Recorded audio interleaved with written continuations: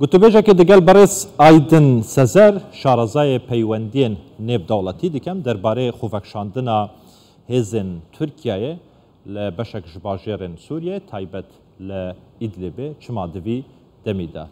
Birêz Sezer tu bi xêr hatî êvar baş çima divê tewqîta niha da Tirkiya beşek ji hêzên xwe li Îdlibê vedkişînî. Mebesta serekiya Tirkiyeyê çi ye ji vê xۆڤەkşandinê?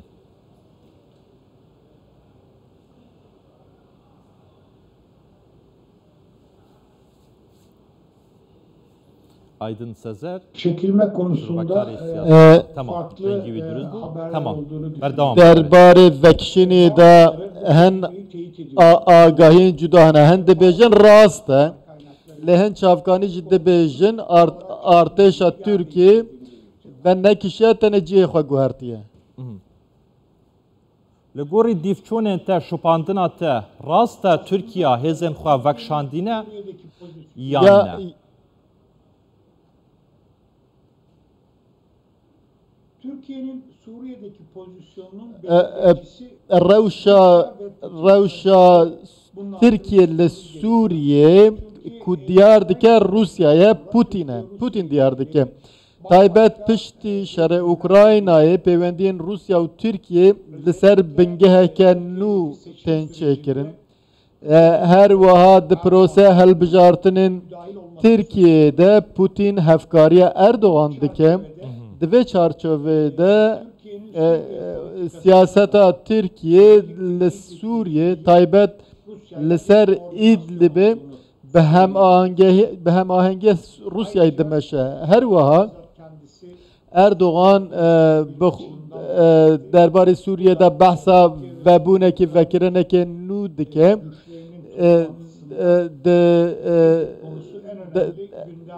Mijara İdlibê rojeveke sereke ya aliyane li ser vê derbarê İdlibê de hinek bendewariyên Esed hene ku û Tirkiye li ber çavan digire.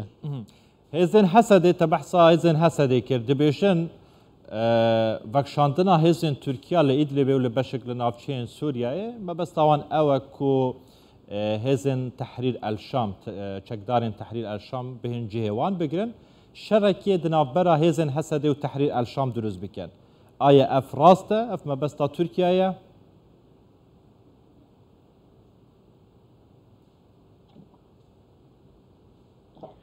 Ben açıkçası şu anda ya rastî li Tirkiye niha li wê derê çi dike ez nizanim.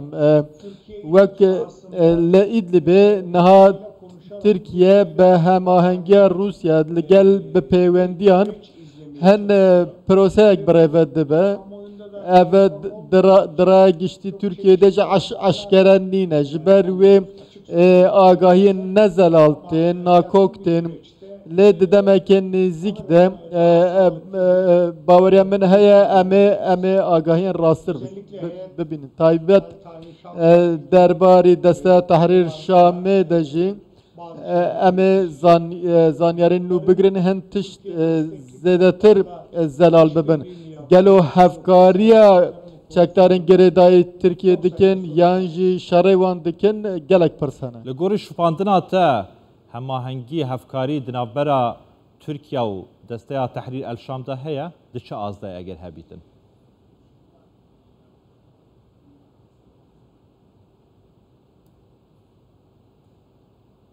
Şimdi bu konuda li ser vê mijarê Rusya yan jî Sûriya heta İran jî li gor gotinên wan dibêjin pêwendiya Tirkiye bi Tehrîr el Şam re heye.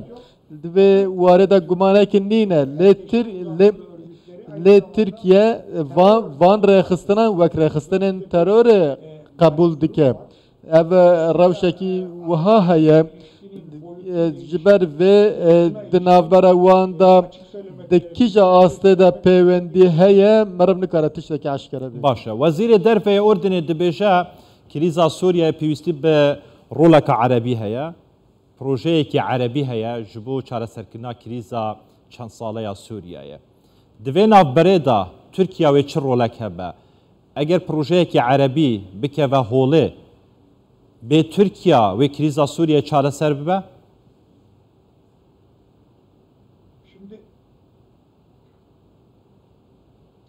Şimdi Türkiye'siz çözülmez ama به ترکیه چاره سر نابه لنها لترکیه پروسه هلبجارتنه هیه جبر و ترکیه دراسی ده لسوریه چه دخوازه ندیاره گلو دخوازن لسر سوریه روژه و هلبجارتنه دیار بکه یانجی آشتیه که راستقینه دخوازن ندیاره لی بریا کمکار عربی دواره گهشتن آشتیه ده ترکیه دکاره هفکاری بکه پیوندی وان به امارات را جی باشن دمن داویده به سعودی را به امارات را پیوندین وان گلک پیشکتنه اوا جی باندورا که ارنی ساها سوریه دکه سرکومار اردوغان دبیجه به اثر تو پرسکره که من نینه 11 سال ترکیه دجاتیا رژیم بشار اسد دکتن به همی آوائه که لسر آستی نافخو لسر آستی درویجی لگوری نریناته بریا هلبجارتن حزیران 2023 اردوغان و بکار بیتن پیوندین خواستایی بکتن دگل بشار اسد